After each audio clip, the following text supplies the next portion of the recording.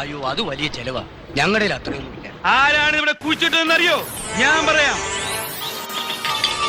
കേക്കണോ? കേക്കണോ കാരണോരെ? കേക്കണോടാ? ഞാൻ പറയാം, ഞാൻ തുറന്നു പറയാം.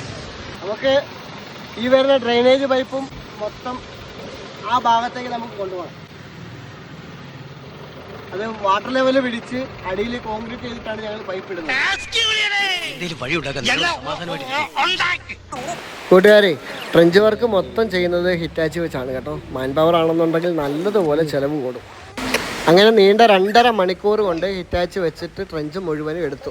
അതിനി ആ ഭാഗത്തുനിന്ന് പൈപ്പ് വരാനുണ്ട്.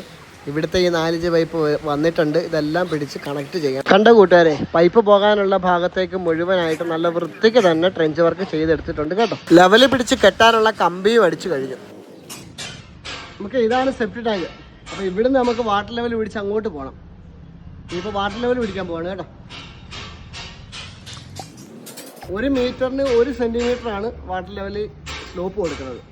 എന്തിനാണ് വാട്ടർ ലെവൽ പിടിക്കുന്നത്, അടിയിൽ കോൺക്രീറ്റ് ചെയ്യുന്നത്, പാത്തി ഉണ്ടാക്കുന്നത് എന്നൊക്കെ ചോദിച്ച് കമന്റ് ഇടുന്നവരോട് പ്രത്യേകിച്ച് മറുപടി ഒന്നും പറയാൻ തന്നെ ആഗ്രഹിക്കുന്നില്ല കേട്ടോ. ഒരു കാര്യം ഓർമ്മിപ്പിക്കാൻ ആഗ്രഹിക്കുന്നു, സ്ലോപ്പ് കൂടിക്കഴിഞ്ഞാൽ വെള്ളം മാത്രമേ ഒഴുകി പോകത്തുള്ളൂ, അഴുക്ക് പോകത്തില്ല കേട്ടോ. പ്ലംബിംഗ് വർക്ക് പ്രൊഫഷണലായിട്ട് ചെയ്യാൻ ആഗ്രഹിക്കുന്നവരാണ് എങ്കിൽ 1 മീറ്ററിന് 1 സെൻറ്റിമീറ്റർ മാത്രമാണ് സ്ലോപ്പ് കൊടുക്കാൻ പാടുള്ളത് കേട്ടോ. 1-2 ബാത്റൂമിന് കണക്ട് ചെയ്യുന്നത് പോലെയല്ല 40-50 ബാത്റൂമുകളുള്ള വലിയ ഷോപ്പിംഗ് മാൾ കേട്ടോ. ഇനി ഇത് സെറ്റ് ചെയ്തതിന് ശേഷം ബാക്കിയുള്ള വീഡിയോ ആയിട്ട് വീണ്ടും വരാം കേട്ടോ കൂട്ടുകാരെ. Okay, bye bye.